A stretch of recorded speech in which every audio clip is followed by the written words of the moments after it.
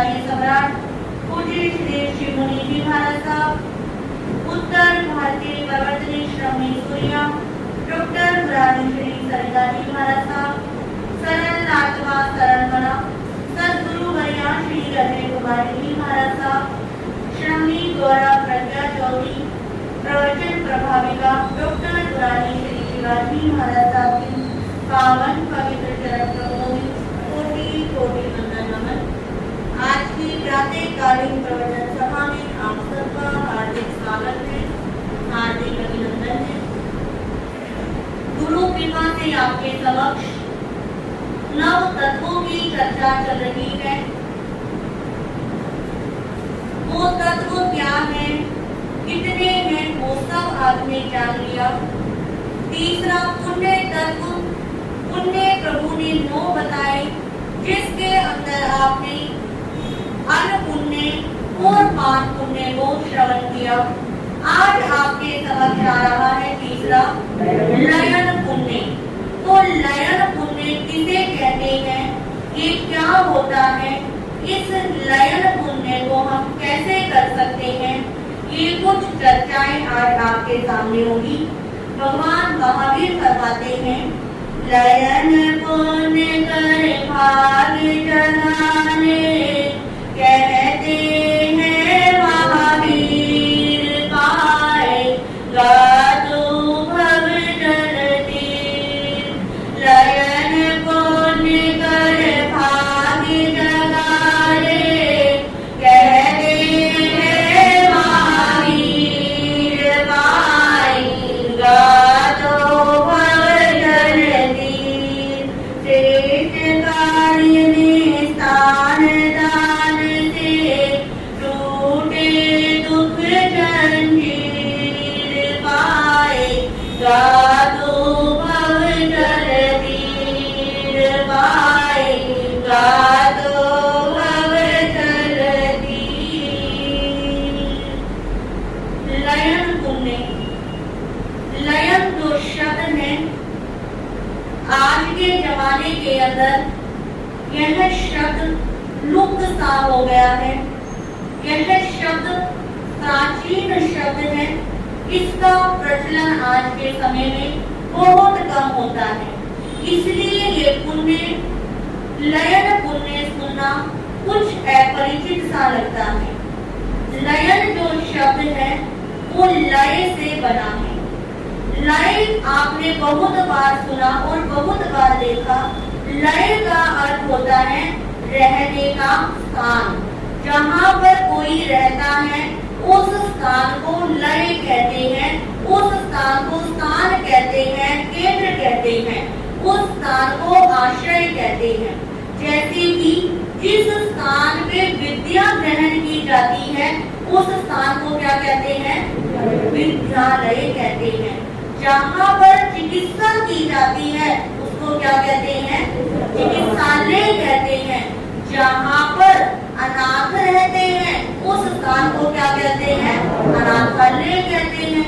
और जहाँ पर बैठकर कार्य किया जाता है उस स्थान को क्या कहते हैं, कार्यालय कहते हैं। तो आप समझ गए कि रहने के स्थान को, जहाँ पर कुछ अर्जित किया जाता है उस स्थान को क्या कहते हैं, लयन कहते हैं, लय कहते हैं।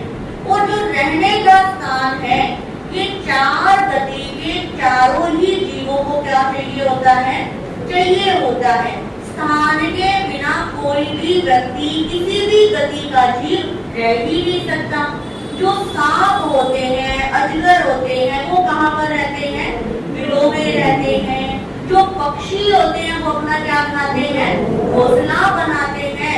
जो पशु होते हैं वो कहाँ रहते हैं, बाड़े के अंदर रहते हैं। उसी प्रकार जो इंसान होते हैं वो अपने रहने के लिए क्या बनाते हैं, घर बनाते हैं। घर के लिए आजकल बहुत सारे नाम प्रचलित हो गए हैं। कोई घर कहता है, कोई मकान कहता है, माय स्ट्रीट होम कहता है, माय हाउस कहता है, मेरा ये फ्लोर है, मेरा ये फ्लैट है, मेरी ये कोठी है, मेरा ये क्या है, महल है। तो जितने भी रहने के स्थान है उसको क्या कहते हैं,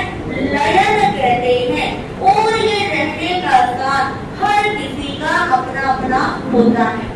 आप किसी हॉस्पिटल में जाते हैं तो वहां पर भी डेंटल की आपको जरूरत है तो उनका अलग से क्लिनिक बना होगा। यदि आपको स्किन वाले को दिखाना है तो डर्माटोलॉजिस्ट का अलग से एक क्लिनिक बना होगा, एक अलग से कैबिन बना होगा। तो यानी कि जो डॉक्टर्स होते हैं वो कभी आपको एक जगह नहीं मिलते, सबका अपना अपना क्या होता है, कैबिन होता है। आप संसद में देखते हैं कि सबकी रहने के लिए अलग अलग क्या होती है, जगह फिक्स होती है। जब हम राज महाराजाओं के बारे में पढ़ते हैं तो वहां पर भी राजमहल के अंदर ये राजा की जगह है, ये मंत्री की जगह है, या राजकुमार बैठेगा, यहाँ पर पुरोहित बैठेगा, यानी कि सबका रहने का, बैठने का अपना अपना क्या होता है, स्थान होता है। आप कहीं मूवी देखने जाते हैं तो पहले ही क्या करा देते हैं, टिकट बुक करा देते हैं कि हमें ये वाली सीट नंबर पर क्या करना है, बैठना है। पर आज के समय में तो सीट बुकिंग की इतनी बड़ी भावना चल गई है कि हर कार्य से पहले क्या करी जाती है, सीट बुक की जाती है। कहते हैं, हमने ऐसा सुना है कि बच्चा जैसे ही गर्भ में आता है उसके माता पिता उसके स्कूल की बुकिंग भी शुरू कर देते हैं कि जब ये इतने साल का होएगा इस स्कूल में इसका क्या आ जाएगा, नंबर आ जाएगा। क्योंकि आज के समय में किसका जमाना है, बुकिंग का जमाना है। कोई शादी वगैरह होती है उसके लिए भी क्या करी जाती है, बुकिंग की जाती है। आप कहीं घूमने जाते हो तो पहले क्या करते हो, बुकिंग करते हो, वहाँ पर होटल देखते हो कि कौन सा होटल अच्छा है, किसको 5 स्टार मिले हुए हैं, उस होटल के अंदर हम जाएंगे। आप जब जगह ढूंढते हो तो देखते हो कि वहाँ पर रहने का स्थान कैसा है, क्योंकि रहने बिना इस 4 दीवारी के बिना हम रह ही नहीं सकते। चाहे हम अपने घर में रहें, अपने देश में रहें, विदेश में रहें, परंतु रहना तो हमें किसमें पड़ता है, इस 4 दीवारी के अंदर ही पड़ता है। हमारा शास्त्र कहता है कि आपको भी पता है कि जो रहने का स्थान है यानी कि प्रॉपर्टी, जल, जोरू और जमीन, इन 3 के लिए सबसे ज्यादा क्या होते हैं, झगड़े होते हैं। चोरों के लिए भी कितने लड़ाई झगड़े देखे जाते हैं, और हार के लिए, धन संपदा के लिए भी कितने लड़ाई झगड़े देखे जाते हैं। और आज के समय में प्रॉपर्टी को लेकर कितने झगड़े हो रहे हैं, इसका तो कोई बात ही नहीं है। भाई भाई आपस में क्या कर रहा है, लड़ रहा है कि इसका हकदार मैं हूँ, ये मेरी प्रॉपर्टी है। परंतु ये भूल जाते हैं कि ना प्रॉपर्टी तू लेकर जाएगा और ना प्रॉपर्टी ये लेकर जाएगा। फिर भी आज के समय में जब कोई वकील या जज हमारे सामने आते हैं, कहते महाराज जी सबसे ज्यादा झगड़े भाइयों भाइयों के प्रॉपर्टी को लेकर है, दूसरे झगड़े डाइवोर्स को लेकर है। परंतु ये क्या है कि भूल जाते हैं कि जब दुनिया से जाएंगे तो एक दिन का भी हमारे साथ नहीं जाएगा। परंतु फिर भी प्रॉपर्टी को लेकर, इस जगह को लेकर हमारी कितनी अटैचमेंट हो जाती है। और ये अटैचमेंट देखो सिर्फ मनुष्य को ही नहीं, आपने कभी नोट किया होगा कि जो जानवर होते हैं उनको भी क्या होती है, अटैचमेंट होती है। एक आपके मोहल्ले के अंदर, इस गली के अंदर कुत्ता रहता है, यदि उसके अंदर कोई दूसरा कुत्ता आ जाए तो क्या करता है, कितनी बुरी तरह भौंकने लग जाता है कि जितने भी उसके यार दोस्त होते हैं सबको क्या कर लेता है, वो भौंके बुला लेता है। और उस एक कुत्ते के पीछे सारे क्या पड़ जाते हैं, हाथ धोकर पीछे पड़ जाते तक वो बाहर नहीं निकलता। तो इंसान तो क्या, आज तो पशु को भी क्या हो रही है, अपने स्थान से अटैचमेंट हो रही है। और ये अटैचमेंट हमें धर्म स्थान पर भी देखने को मिलती है। अब आप यहाँ पर आ रहे हो, प्रतिदिन आ रहे हो, जहाँ पर आप बैठते हो इस स्थान से भी आपको क्या हो गई है, अटैचमेंट हो गई ना, कि भाई मेरी तो ये फर्स्ट नंबर की कुर्सी है, मैं तो क्या करूंगी, यहीं पर बैठूंगी। कभी लेट हो जाओ तो अपनी सहेली मेरा क्या रख देना, सील होके रखना, मेरा आसन ले जा, मेरा आसन सिर पर क्या कर देना, रख देना। परंतु ये क्या है कि हम जगह के प्रति, एक छोटी सी बैठने के स्थान के प्रति भी जहाँ पर आकर हम कर्मों की निर्जरा करते हैं, वहाँ पर आकर कर्मों का क्या कर लेते हैं, बंद कर लेते हैं। जहाँ पर बैठते हो वहाँ पर सीट नहीं मिली, कोई दूसरा बैठ गया तो प्रवचन में ध्यान नहीं होगा। ये मेरी सीट पे क्यों बैठ गया? फिर बड़े आराम से प्रवचन के बाद कुछ भाई बहन कहेंगे महाराज जी आज तो प्रवचन सुन के मजा ही नहीं आया, जहाँ पर मैं बैठता हूँ ना वहीं बैठकर सुनना क्या लगता है, अच्छा लगता है।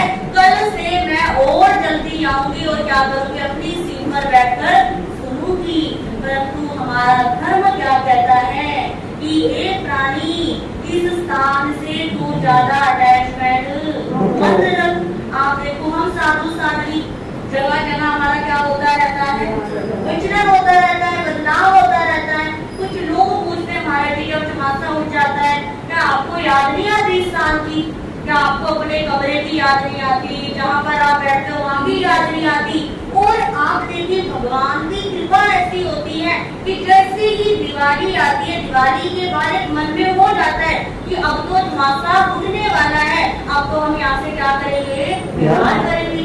ये क्या है, ये भगवान के पाने का ही तो चमत्कार है कि रोज प्रतिदिन प्रति साल हमारी क्या होती रहती है, जगह बदलती रहती है। क्या इस जगह से हम स्टैंप मार के बैठ जाते हैं कि अब तो ये हमारा चमासा हो गया, अब तो हम क्या करेंगे, नहीं पर बैठेंगे? क्या ऐसा पॉसिबल हो सकता है? नहीं हो सकता।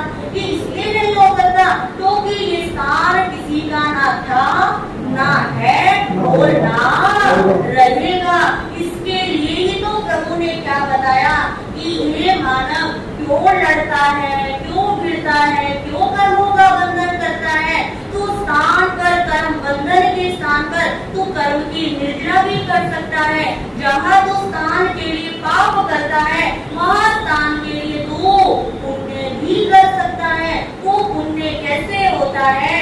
स्थान का दान देकर हम लयन पुण्य का क्या कर सकते हैं, उपार्जन कर सकते हैं। जो मुस्लिम लोग होते हैं उनका भी अपना एक धर्म स्थान कौन सा होता है, मस्जिद होता है। जो सिख होते हैं वो कहाँ जाते हैं, गुरुद्वारे में जाते हैं। और जो ईसाई होते हैं वो कहाँ जाते हैं, चर्च में जाते हैं। जो सनातन हिंदू धर्म वाले होते हैं वो कहाँ जाते हैं, मंदिर में जाते हैं। और हम सब आप सब क्या है, स्थानक वाले तो कहाँ जाते हैं, स्थानक में जाते हैं। तो प्रभु ने कहा कि धर्म करने का जो स्थान होता है वहाँ पर बैठकर आपको क्या मिलती है, सुख शांति मिलती है, अच्छा लगता है। तभी तो क्या करते हो, आते हो ना। तो प्रभु ने ये भी कहा कि यदि आपने जहाँ पर कर्म निर्जरा होती है, यदि वहाँ पर बैठकर कर्म का बंधन कर लिया तो उस बंधन की जो मुक्ति होती है वो बहुत धीरे से होती है। भगवान महावीर की प्रथम शय्यादर कौन थी, जयंती शाहिका। शय्यादर मतलब क्या होता है कि भगवान जिसकी आज्ञा लेकर स्थानक में क्या करा जाता है, रहा जाता है, स्थानक के अंदर प्रवेश किया जाता है। यानी कि जयंती शालिका ने भगवान महावीर को अपने स्थान पर रहने की क्या दी थी, आज्ञा दी थी कि भगवान आप क्या करो, पधारो, यहाँ पर रहकर आप धर्म ध्यान स्वाध्याय इत्यादि कर सकते हो। तो कहते हैं कि यदि आप आहार का दान देते हो, यदि आप पानी का दान देते हो, उसका पुण्य तो क्या है, आहार तो आप एक समय दे दोगे, 2 समय दे दोगे, पानी भी कितना दे दोगे, उसकी भी क्या होती है, लिमिट होती है। हम भी पानी कितना भी लेंगे। परंतु यदि साधु साध्वी को रहने के स्थान की आज्ञा दी जाती है तो 24 घंटे जितना भी धर्म ज्ञान होता है उसका सारा लाभ किसको मिलता है, इसने आज्ञा दी है। पर आज के समय में मैं देखती हूँ लोगों को इस बात का विवेक ही नहीं है, ध्यान ही नहीं है।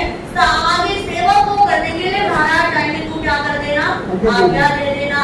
किसी को भी उठा के ले आएंगे, बस महाराज जी खड़े बोल दे, आज्ञा बोल दे। उस बेचारे को कुछ पता भी नहीं क्या होता है क्या नहीं होता, और उसे खड़ा कर देते हैं। लो महाराज इसकी क्या ले लो, आज्ञा ले लो। हम जैन श्रावक हो, भगवान के अनुयायी हो, भगवान ने कहा कि आहार पानी के लाभ तो एक लिमिटेड पे है, परंतु यदि आपने साधु साध्वी को रुकने की आज्ञा दे दी, अपने घर में रुकने की आज्ञा दी, स्थानक में रुकने की आज्ञा दी, तो 24 घंटे किए गए धर्म ध्यान का सारा लाभ किसको मिलेगा, आपको मिलेगा। जैसे आप पैसे अपने ब्याज में देते हो तो वो क्या होते रहते हैं, बढ़ते रहते हैं ना। आपको एफडी कराते हो वो बढ़ती रहती है, क्या रोज रोज उसको देखते हो, नहीं देखते ना। तो ऐसे ही प्रभु कहते हैं कि यदि साधु साध्वी को रुकने की आज्ञा दे दी तो आपकी धर्म की क्या हो गई, एफडी हो गई, और आपका धर्म ध्यान ऑटोमेटिक क्या होता रहेगा, बढ़ता रहेगा। तो ये लयन पुण्य हमें कहता है कि स्थान पर रुकने की क्या दो, आज्ञा दो। वो स्थान आपका अपना भी हो सकता है और वो स्थान धर्म वाला भी हो सकता है, यानी कि स्थानक भी हो सकता है। आज के समय में सब लोग घरों अपने गांवों को छोड़कर कहां पर आ गए हैं, शहरों में आ गए हैं। कुछ लोगों की बड़ी बड़ी कोठियां महल कहां पर पड़े हैं, गांवों में पड़े हैं, जहां पर झांकने वाला कोई नहीं है। पशुओं ने पक्षियों ने अपने घोंसले बना लिए, पशु वहां पर रह रहे हैं, परंतु फिर भी उस स्थान से इतनी क्या है, ममता, इतनी अटैचमेंट, नहीं ये तो मेरा है, नहीं ये तो हमारा है। उस स्थान पर पशु उधर उधर घूमे वो मंजूर है, परंतु धर्म स्थान के लिए वो स्थान देना क्या है, मंजूर नहीं है। प्रभु ने कहा यदि आपके पास कोई ऐसा स्थान है तो आप वो स्थान क्या कर सकते हो, धर्म के लिए दे सकते हो कि मैं यहाँ पर मुझे अब रहना नहीं है, बच्चों ने नहीं रहना है, कम से कम यहाँ पर साधु साध्वी आएंगे, वो रहेंगे, धर्म ध्यान तो क्या होता रहेगा, होता रहेगा। एक सेवक को रख के आप सफाई इत्यादि के लिए क्या कर सकते हैं, रख सकते हैं। ये परंपरा हमने राजस्थान में देखी, उधर की साइड देखी कि लोगों ने हर 10 किलोमीटर के बाद, 12 किलोमीटर के बाद साधु साध्वी के रहने के लिए विहार धाम बनाए हुए हैं, बिल्कुल ऑन द वे के रोड के ऊपर ही, कि ज्यादा अंदर भी ना जाना पड़े। 2 कमरे बनवा दिए, किचन बनवा दी, सेवक के रहने के लिए बनवा दिया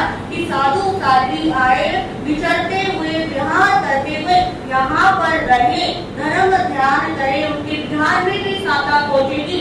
ऐसा करके लयन पुण्य का क्या उठा रहे हैं, लाभ उठा रहे हैं। और कुछ व्यक्ति ऐसे भी होते हैं जब कभी मौका पड़ जाए कि स्थानक में कोई साधु है तो साधुओं को रहना, यदि पूछा जाए क्या आपके घर में जगह है, महाराज जी आपके घर में रुक जाए, तो जगह होते हुए भी क्या कर देते हैं, मना कर देते हैं कि नहीं हमारे घर में तो क्या नहीं है, जगह नहीं है। परंतु हमारा शास्त्र कहता है कि यदि कोई साधु साध्वी आपके घर पर रुकता है तो घर पर रुकने से आपके घर का जितनी भी नेगेटिव एनर्जी है वो नेगेटिव एनर्जी पॉजिटिव एनर्जी में क्या हो जाती है, बदल जाती है। आपके ऊपर कोई अनिष्ट आने वाला होता है, वो अनिष्ट भी टल जाता है। घर के अंदर रिद्धि सिद्धि की वृद्धि होने लगती है और घर क्या हो जाता है, पवित्र हो जाता है। इतना महत्व होता है लयन पुण्य का कि लयन पुण्य करना आसान नहीं है। लयन पुण्य किया था राजा हस्तिपाल ने। भगवान महावीर का अंतिम चौमासा कहाँ पर था, गावापुरी के अंदर। और जहाँ पर प्रभु ने क्या दी थी, उत्तरायण सूत्र की अंतिम देशना दी थी। 4 महीने प्रभु को ठहराया, प्रभु को वहाँ रुकने की आज्ञा दी। कितने सालों से वो इंतजार कर रहा था कि वो कौन सा दिन आएगा जब भगवान मेरी रज्जुशाला में आएंगे और इसको पवित्र करेंगे। और देखिए उसकी भावना का इतना शुभ परिमाण कि समूह शरण की क्या हो गई, रचना हो गई। कितने प्राणियों ने वहाँ पर बैठ के बोध को क्या किया, प्राप्त किया। कितने पशु पक्षी आपस में अपना बैर क्या हो गए, भूल गए। 16 प्रकार के राजा वहां पर क्या थे, उपस्थित थे। तो ये तुमने कमाया था राजा हस्तिपाल ने। आपने क्या था, धर्म कथा सूत्र में सुना होगा मेरु प्रभाती का नाम। मेरु प्रभाती जो मेघ कुमार मुनि जो भगवान महावीर के शासन में बने थे, उनका क्या था, पिछला भाव था कि जब भगवान से दीक्षा ले ली और दीक्षा लेते ही पहली रात्रि में उनको क्या हो गया, थोड़ी असुविधा लगी और सुबह उठते ही सोचा कि भगवान के पास जाऊंगा, उससे कहूंगा कि प्रभु अपना खाना ले लो, मुझसे यहाँ पर नहीं रहा जा रहा। रात भर साधुओं ने मुझे सोने भी नहीं दिया, कभी कोई आ रहा है कभी कोई जा रहा है। तो भी सबसे छोटा था तो गेट के पास क्या मिला था, सोने का साथ मिला था। और वो इतना परेशान हो गया कि सुबह उठते ही जाऊंगा और प्रभु को कहूंगा अपना गाना पकड़ो, अपना ओगा पकड़ो, मैं तो कहाँ जा रहा हूँ, अपने घर पर जा रहा हूँ। जब प्रभु ने उसको धर्म में क्या किया था, स्थिर किया था कि हे देव कुमार, तू भूल गया कि जब तू मेरु प्रभाती के रूप में था, जंगल में दावानल हो गया था, सारे पक्षी पशु इधर उधर भाग रहे थे, जंगल में आग लग गई थी और तेरा बड़ा हाथी का शरीर था। सारे पशु क्या थे, बाहर निकल निकल के आ रहे थे और इतनी भीड़ वहां पर हो गई थी। तू भी आराम से चल रहा था, चलते चलते एक बार तू रुक गया कहीं पर और तेरे पैर में खारिश होती है और तूने एक पैर खारिश करने के लिए क्या उठाया था, ऊपर उठाया था। इतने में जहाँ पर तेरा पैर था उस स्थान पर एक खरगोश क्या हो गया था, आकर रुक गया था। और जैसे ही खारिश के बाद पैर नीचे रखने लगा, तूने क्या देखा, खरगोश है। तूने अपना पैर क्या नहीं रखा, नीचे नहीं रखा। यदि मैंने नीचे रख दिया तो ये खरगोश क्या हो जाएगा, मर जाएगा। तूने उस खरगोश के प्रति अपने दिव्य भाव में इतनी क्या रखी, ममता रखी, इतनी दया रखी। तूने उसे रहने के लिए क्या दिया था, स्थान दिया था। और जैसे ही 2.5 दिन के बाद जब वो दावानल शांत हुआ, सारे पक्षु आगे आगे भाग गए और तू भी अपना पैर नीचे रखने लगा। तो देखो 2.5 दिन, हम तो 10 मिनट भी अगर आपको एक पोजीशन में बैठने के लिए कहा जाए तो नहीं बैठ सकते, और जब कहा जाए तब तो बिल्कुल भी नहीं। तब तो जगह जगह अचानक से क्या आएगा, हिलना डुलना होगा। और वो हाथी तीरथ के रूप में 2.5 दिन तक बिना एक पैर को फोल्ड करे हुए रहा। अब कहते जैसे ही पैर नीचे रखने, पैर को क्या हो गया, अकड़ गया। इतना अकड़ा कि पूरे शरीर में दाहड़ हो गया और वो धड़ाम से क्या हो जाते हैं, नीचे गिर जाते हैं। और नीचे गिरने के बाद वो वहां से मृत्यु को प्राप्त हो जाते हैं। उस लयन पुण्य का इतना असर होता है कि अगले भव के अंदर उनको भगवान महावीर की क्या मिलती है, शरण मिलती है और अपनी आत्मा का क्या कर जाते हैं, कल्याण कर जाते हैं। ऐसे हमारे शास्त्रों के अंदर एक नहीं कितने कितने उदाहरण करे हुए हैं। आपने नंदन मनियार को भी सुना होगा नंदन मनियार। दूसरे किसका निर्माण किया था, बावड़ी का निर्माण किया था। आज पहले के समय की बावड़ी और आज के समय का बढ़िया 7 स्टार होटल हम कह सकते हैं कि जहाँ पर किसी भी प्रकार की कोई असुविधा नहीं, जिसको जो करना है, जो मनोरंजन का साधन करना है, वो वहाँ पर बैठकर कर सकता था, आराम से रह सकता था, विश्राम कर सकता था। इतना सब कुछ होने के बाद यदि किसी को अन्न चाहिए, पानी चाहिए, मनोरंजन चाहिए, हर चीज उसने अपनी बावड़ी में क्या कर दी थी, बना दी थी। और शास्त्र कहता है कि इतना कुछ करने के बाद उसको अपनी बावड़ी से क्या हो गई थी, ममता हो गई थी, अटैचमेंट हो गई थी, आसक्ति हो गई थी। इसके फलस्वरूप वो अगले भव में क्या बनता है, मेंढक बनता है।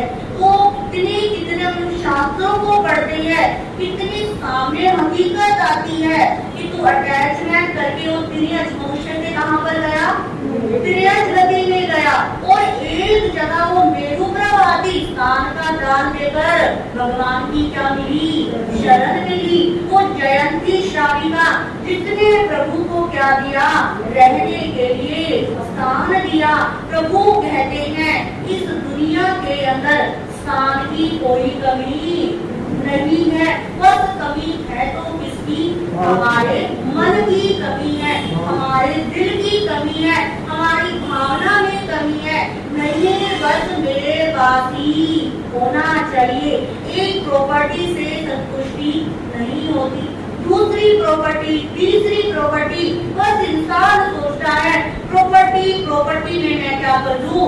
इन्वेस्टमेंट कर दूं। प्रभु ने कहा यदि आपके पास इतनी प्रॉपर्टी नहीं है कि आप क्या कर सको? अपनी प्रॉपर्टी दान में दे सको, धर्म स्थान में दे सको, परंतु यदि कोई धर्म स्थान लेना चाहता है, आप कैसे कि अभी आपने 1-2 साल पूर्व क्या लिया? ऊपर वाला फ्लैट लिया। तो जिसने इस फ्लैट को लेने में सहयोग दिया, क्योंकि किसकी आवश्यकता होती है? धन की तो आवश्यकता होती है, धन के बिना तो कुछ भी नहीं हो सकता। तो जिन्होंने अपना धन दिया तो उन सबने कौन सा पुण्य कमा लिया? नयन पुण्य। कौन सा पुण्य? क्योंकि आपने किसके लिए पैसा दिया? धर्म स्थान के लिए पैसा दिया। जब यदि खुद नहीं स्थान है परंतु वहां पर क्या करा? सहयोग करा। तो सहयोग करने से भी हम लयन पुण्य का आपने क्या किया है? उपार्जन किया है। तो दान देते समय यदि शुद्ध भावना रहती है, उत्कृष्ट भाव आ जाए, आप अपने आप को सौभाग्यशाली मानो कि भगवान की अनंत कृपा है कि भगवान ने मुझे देने योग्य बनाया। भगवान की कृपा से आज मेरे पास है, तभी तो मैं क्या कर पा रहा हूँ? दे पा रहा हूँ।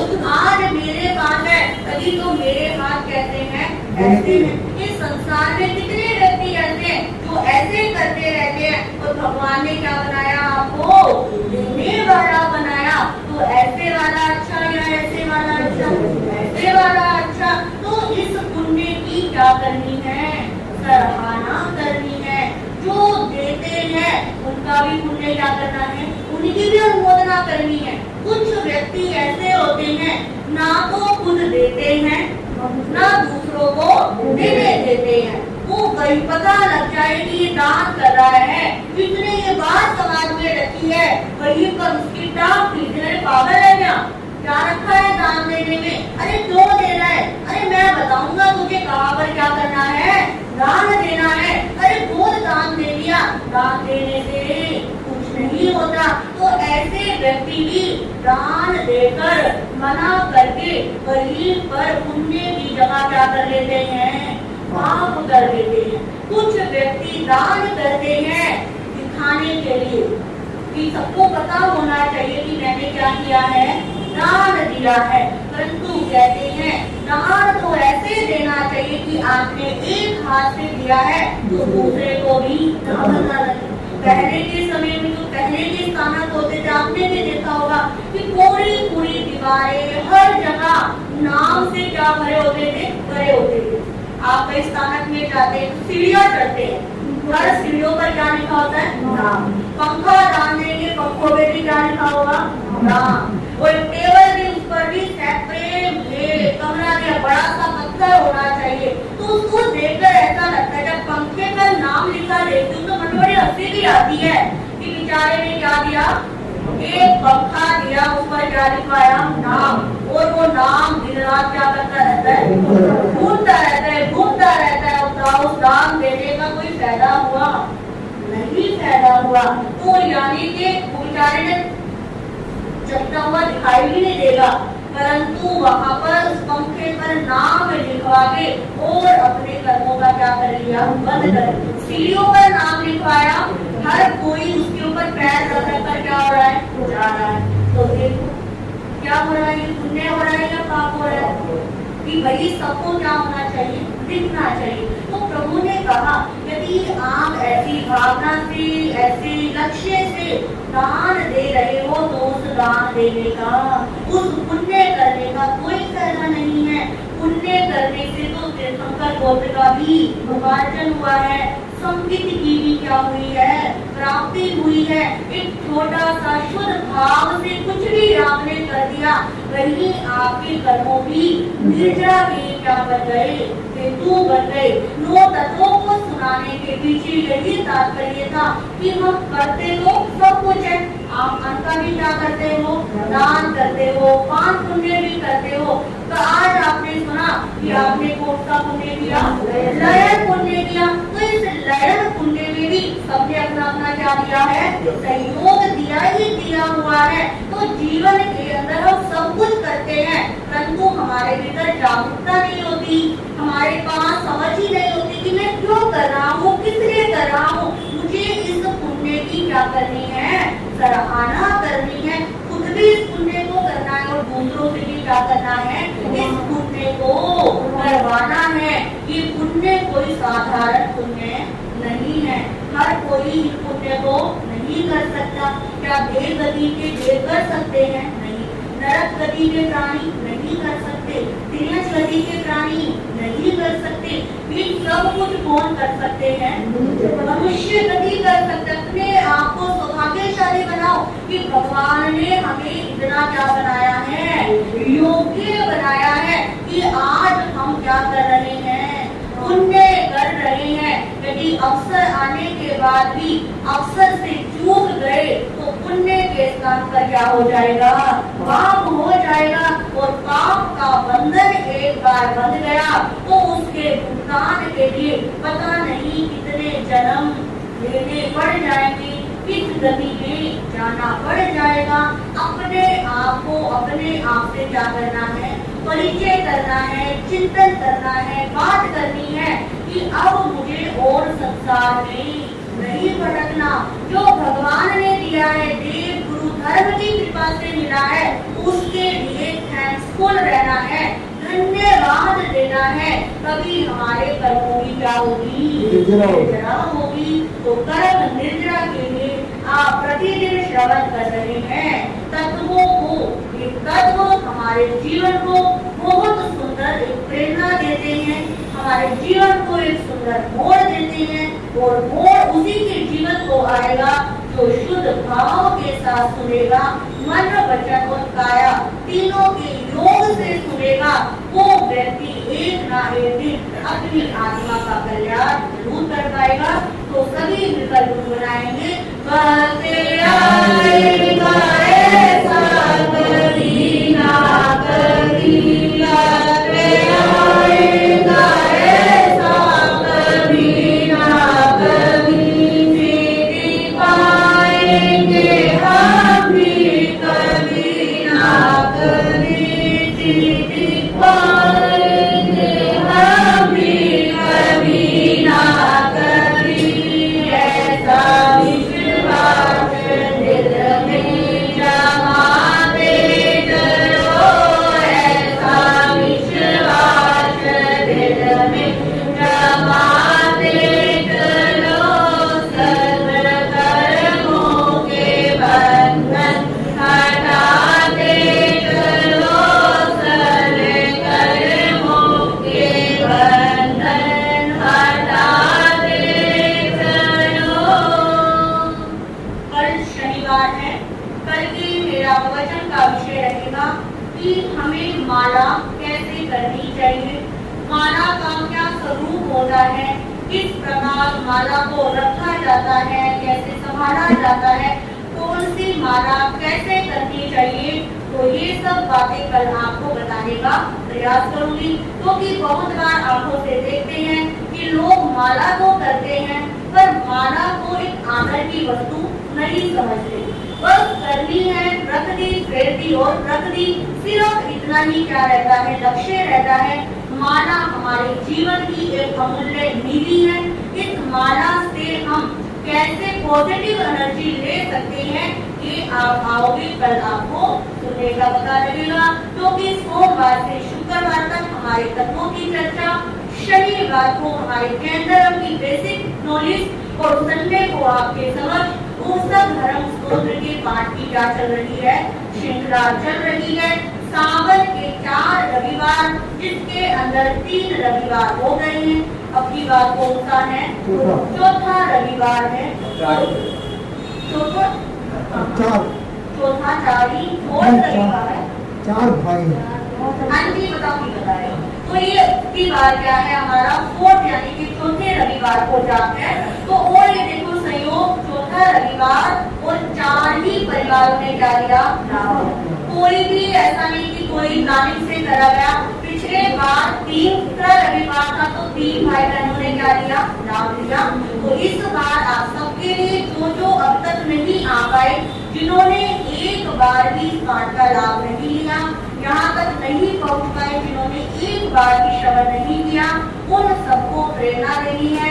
जिनकी तरफ से है वो भी अपने परिचित जनों को, जानने पहचानने मित्र जनों को, सबको क्या देंगे? सूचना देंगे। सिर्फ ये ही नहीं कि आपने नाम ले लिया, नाम बोल लिया और आपकी जॉब टूटी नहीं। यदि आपने अपना नाम लिखवाया तो आपकी जिम्मेदारी बनती है कि आपकी तरफ से ज्यादा व्यक्ति क्या आए? स्थानक में आए। नहीं तो रोज तो कैसे करा सकते हैं? आपका नाम इसलिए लिया जाता है कि आपके माध्यम से और व्यक्तियों को भी क्या मिले?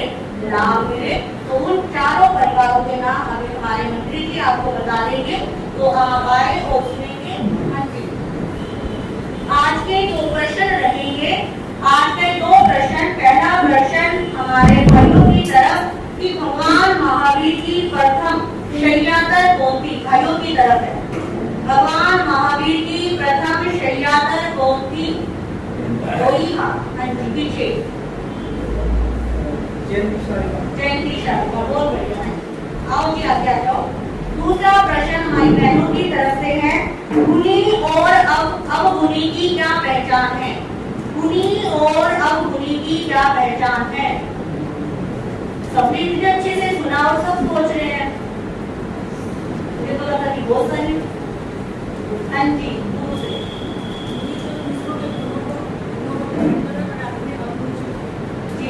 गुणी व्यक्ति क्या करता है? गुणों को ही देखता है। जो अवगुणी होता है उसको हर किसी के अंदर दोष ही नजर आता है कि ये ऐसा है, इसने ऐसे नहीं करा। तो जो सुन रहे हैं वो क्या उठा रहे हैं? लाभ उठा रहे हैं। आज के पश्चात किसी का उपवास, आई विल, एकाशना, इसके अंदर सुविधा जी और भी और भी जिसके भी काशने के लंबे काशने आपके कांतर में चल रहे हैं, तो जिन जिनके भी काशने चल रहे हैं कारण के बात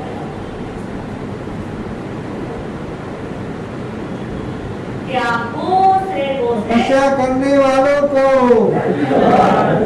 आगे बढ़ने वालों को।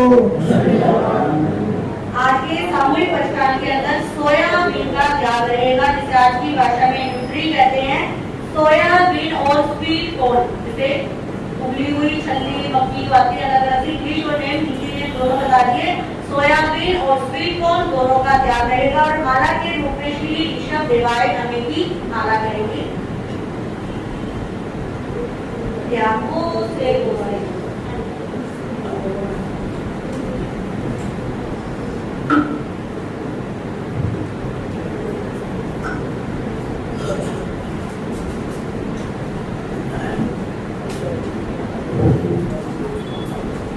आचार्य सभा कृषि मंत्री महाराज और शासन अभिनंदन उन्हीं की आज्ञानुवर्तनी उत्तर भारतीय प्रवक्तनी पुरानी सूर्य डॉक्टर संता जी महाराज, अजय कुमार जी महाराज, डॉक्टर शिवाजी महाराज और शासन अभिनंदन उन्हीं की आज्ञानुवर्तनी डॉक्टर शैली जी महाराज, साध्वी श्री शिवानंद जी महाराज, साध्वी श्री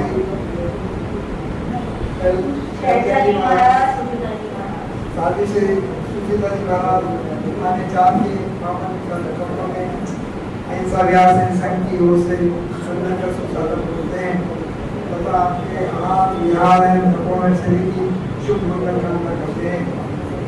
सब भाइयों को कहते हैं वर्तमान चल रहा है, सभी से निवेदन है कि बढ़ चढ़ के भाग लें और एक दूसरे को प्रेरणा दें। जितना भी करते हैं उससे बहुत कम भाई आ रहे हैं, एक दूसरे को प्रेरणा दें जिससे और उसका धर्म लाभ भी उठाइए।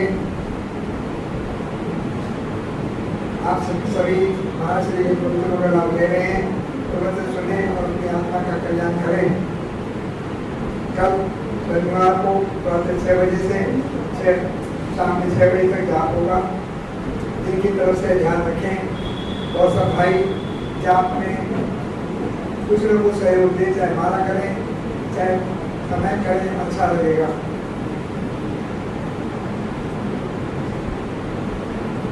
परसों वो सगन का पाठ कोई समाज 8:30 से 10 बजे तक होगा। 4 भाई बहनों ने नाम लिखवाए हैं, बड़ी खुशी की बात है। और आखिरी ये वो सगन का पाठ इस माह में होगा।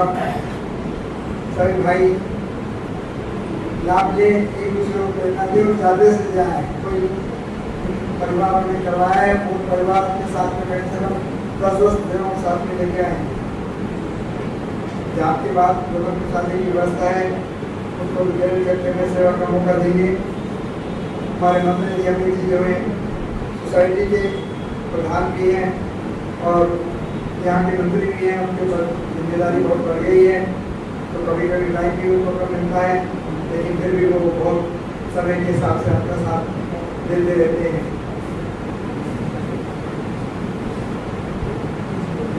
सब भाई एक दूसरे को जय जय करें।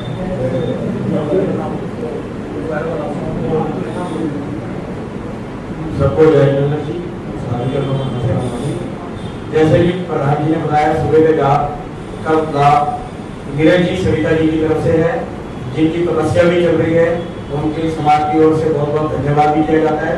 और जिन जिन की भी तपस्या लंबी चल रही है वो महाराज जी को भी अपना नाम दे सकते हैं। आने वाले समय में उनको हमारे समाज की तरफ से उनका सम्मान किया जाएगा जब हमारे छोटी पर्व आता है, जिनकी लंबी लंबी तपस्या है चल रही है। और परसों जैसे कि 4 परिवारों का नाम आया है, उसमें रवि जी, कंचन जी जो हमारे सुरुशावर और सबसे ज्यादा ध्यान दिया सब करते हैं, लेकिन रवि जी की तो एक बात ही अलग है। वो हर टाइम सुबह 6 बजे से महाराज जी की सेवा में मंगल कार्य वगैरह सबसे जल्दी सुबह जाते हैं नरेश जी और रवि जी। और दूसरा परिवार सविता जी और नीरज जी जिनकी तपस्या चल रही है की तरफ से। तीसरा परिवार रजनी है गौरव B42, खैर आज आए नहीं है लेकिन वो भी लगातार रजनी जी आती रहती हैं। और चौथा परिवार रजनी जी आए हैं, आज पीछे हैं। और चौथा परिवार विद्या जी भागीरथी अपार्टमेंट से। जैसे कि जब से हमारे साथ दूसरे मेंबर्स बने हैं, सबने बाहर से भी लाभ लिया है। पिछली बार जैसे पुरू से लिया था, ऐसे दूर दूर क्षेत्रों से हमारे मेंबर्स बन रहे हैं। ये जब से हमने मेंबरशिप खोली है उसके साथ साथ हमारे साथ बहुत परिवार जुड़े हैं। आसपास स्थान होते हुए भी वो एनसीआर से जुड़े हैं, क्योंकि एनसीआर एक ऐसा स्थान है सन 1986 है, यहाँ से लगातार समाचार होते जा रहे हैं और आगे भी होते रहेंगे, क्योंकि आप सबका इतना सहयोग मिल रहा है और आगे भी मिलता रहेगा। और जो मेंबर नहीं भी बने हैं, मेंबर बनते रहे, उनको सारी सूचनाएं हमारी मिलती रहेगी। आगे का कार्यक्रम है जैसे जैसे महाराज जी की आज्ञा होगी बताते रहेंगे। और संडे को गौतम प्रसाद जी के बाद यहाँ डेंटल क्लिनिक भी लगेगा, जिसमें जी की तरफ से डेंटल क्लिनिक किया गया है, समाज की तरफ से बाहर ही लगाया जाएगा। धन्यवाद। वंदना कर ले। तेल बंदावी, तेल बंदावी, तेल बंदावी। नमो हरियंतानां, नमो सिद्धानां, नमो आर्यानां, नमो उग्रस्थायानां, नमो लोये सत्तामुनां, ऐसो पंच नमोकारो सर्वकारो विनाशो मंगलानंदे सत्ते सिंह परमं हवै मंगलम। ओम नमो नारद, ओम नमो दशरथ, ओम नमो चरित, ओम नमो तपस। श्री चत्तारी मंगलम हरियंता मंगलम सिद्धा मंगलम साहू मंगलम केली प्रणतो नमो मंगलम। चत्तारी लोकुत्तमा हरियंता लोकुत्तमा सिद्धा लोकुत्तमा साहू लोकुत्तमा केली प्रणतो नमो लोकुत्तमा। चत्तारी शरणं पवज्जामि हरियंते शरणं पवज्जामि सिद्धे शरणं पवज्जामि साहू शरणं पवज्जामि केली प्रणतं धम्मं शरणं